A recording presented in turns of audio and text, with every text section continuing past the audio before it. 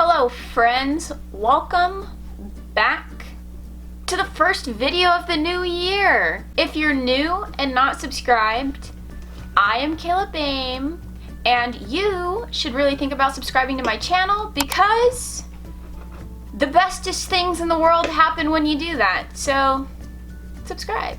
I know I've been gone for a while. Well, a month. Is a month a while? I took a little break, okay? Things got a little crazy over the past month and I had to sort some stuff out, but it's sorted. It's the new year, holiday season is over, trying to stay healthy, trying to keep good grades, trying to stay positive, and it doesn't matter, I'm back now, okay? So, for the very first video of the new year, I thought, what video would be the best way to kick a new year of my channel off? And I think everybody knows the answer to that question. Kayla Bame Creations is in the house, y'all.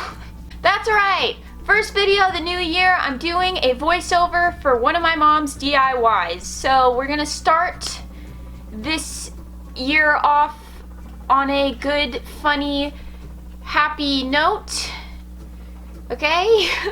Let's just jump into it. Okay, you crafting party animals, you're gonna need a lot of these wooden wire brushes from the Dollar Tree. I have no idea what their use is other than for this DIY, so pick up a load of these. And as you can see here, there's lots of wires, and we can't have that, so get your pliers out, people, because we're gonna pluck them out. Just grab them with your pliers and tear it right out of that wood stick, because we need this to be a smooth surface for our patriotic country rustic DIY wood flag. And just a word of advice from experience, you should not pluck these wires out on the couch while you're watching TV, because you will find some of the wires stuck in the couch months later. So I would do this over a desk so you don't spill the wires everywhere. I'm not saying it happened in our household, I'm just saying in a hypothetical situation, I might have sat down on the couch and sat down on these wire pins. After that time-consuming process, you should have a stick with a bunch of holes in it that is leaking wood bits all over the place now, and we can't have that either, so really just scratch it down with some sandpaper and hopefully all the wood bits will come out eventually.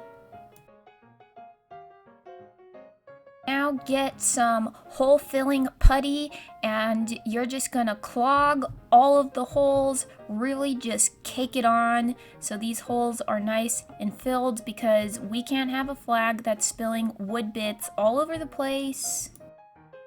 I have no idea what this stuff is. All I know is if you need a hole clogged, this is usually the go-to stuff that we use. So get some clogging putty and really fill in those holes. And when I said all the holes, I meant every single hole, all of them, even the ones on the other side. Don't be lazy, you've already made it this far, just clog all those holes, people, okay? And as you can see, I did a great job clogging holes. I have a lot of experience clogging holes, so yours should look like this if you're an experienced hole clogger. And even if you're experienced like me, that means it may not be even when you clogged the holes, so you're gonna get back out your sandpaper and just sand it down to make sure it's nice and even and perfect, because you know me, on this channel we're always striving for perfection, and that is perfection, right people? And now that you have all your sticks done, you're gonna have to do some measuring. I'm not very good at measuring, so according to this tape measure, you're like 2 lines before 6, so just mark it down and hope for the best, right? Now it's time for everybody's favorite time, and that's the paint time. So here's a fun fact about rustic DIYs. You could take just about any color in history and add the color burnt umber to it, and it will make it a rustic version of that color. So this red here, you add some burnt umber to it, and now it's a burnt red rustic chicken coop red, okay? Make sure you tune in next week. I'll be sharing rustic DIY fun facts next week as well. Just kidding, I won't, because I am not a professional. And I hope you remember those lines that we measured earlier, because that is where we're going to be painting to. That line right there. And then you're going to use your master painter skills and paint those sticks, people. And you're going to make sure you have 3 sticks that are painted to that line, because I don't know about you, but I've seen quite a few flags in my day, and the first couple of stripes up there on the top are only painted up there because there's going to be a blue box up there. And since this is a rustic flag, we're using the color cashew instead of the color white. And just like you did with the red, you're gonna do it with the cashew as well. And you're gonna paint up to that line because you're saving room for the stars. And now, we're gonna put our stars on, our wooden stars for our rustic wooden flag. And we're going to be painting these stars in the color cashew. What you're going to want to do here is find the absolute biggest brush that you can find and paint these stars with that big brush. I know this may seem a bit inconvenient using a big brush for these small stars, but this is actually a strategic move by KB Creations, because if you have a bigger brush, you're only gonna need one swipe across the whole star to coat it. So she was actually thinking ahead. And then you're gonna get out your green tape. Has to be green tape. See the way she's shaking her hands? Has to be green. Green is the key.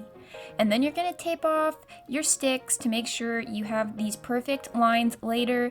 If you're a fantastical painter, then skip this step and try and get clean lines on your own. This is just what we do to ensure that we have perfection. And now that everything's taped off, you're ready for the blue. And again, like I mentioned earlier, see how this is ocean blue? If you add a little burnt umber to it, now it's burnt rustic farmhouse blue. Those are the rules. I don't make the rules, I just follow them, okay? And then, if you taped off, go crazy painting that blue. You don't even gotta worry about where you're painting, because once you take that tape off, look at how clean that line is. It's the cleanest it's ever gonna get. If you can get it that clean without tape, don't brag, that's rude. Just kidding, that's pretty awesome. And now that we have our stripes with our blue box for our stars, we're going to set this flag up in a way when it looks nice, but not boring. It looks perfect, but never boring. So you're just gonna get these wood planks and you're gonna go 1 plank up, 1 plank down, 1 plank up, 1 plank down. And you already know it was coming, party animals. The only way we're gonna put this flag together is by using our mega hot glue gun, okay? Look at how big that glue stick is. We can glue this whole flag, no problem. And you know this isn't going to be a KB Creations rustic DIY if you don't empty your whole hot glue gun putting it together. So you're going to use all the hot glue you could possibly imagine to make sure that this flag is sturdy and sticking together, people. And if you're unsure as to what sticks go where, my suggestion would be to Google the United States of America flag and then use that as a reference. This is one of those projects where you can take a creative turn and put it wherever you want. It has to look like this or else it's just not going to make any sense. And I sure hope you guys bought a pack of glue sticks for this project because, oh man, you're gonna need some refills. You see that big coat that you just put on there? You're gonna have to do the same, or else this is just not gonna work.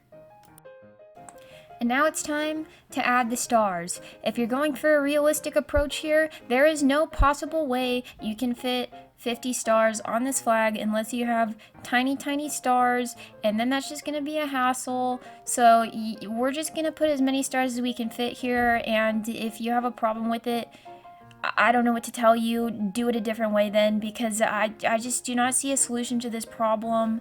So I'm sorry if we only had like 25 stars on here. We had to leave 25 of the states out, but that's the cost we had to take to do this DIY. And I'm not exactly sure what she was trying to say in this part of her video, but I can almost guarantee I know. You see how clean this looks? This is not rustic. We have to distress it. Oh, I was right. We need the ink pads, people. So, you're gonna distress this flag because we all know this isn't gonna look like a real flag unless it looks like it was hanging off the back of somebody's pickup truck, okay? Like it was flowing in the air, all the dirt just flinging on it as it flows through the desert valley wind, 60-mile-an-hour winds, because yes, we have that here. So I can almost guarantee you all the flags look like this where I live because dirt's flying everywhere today. And for the first time ever, this was too dirty to be rustic. So we sanded it to make it look dirty, but not filthy. You know what I'm saying?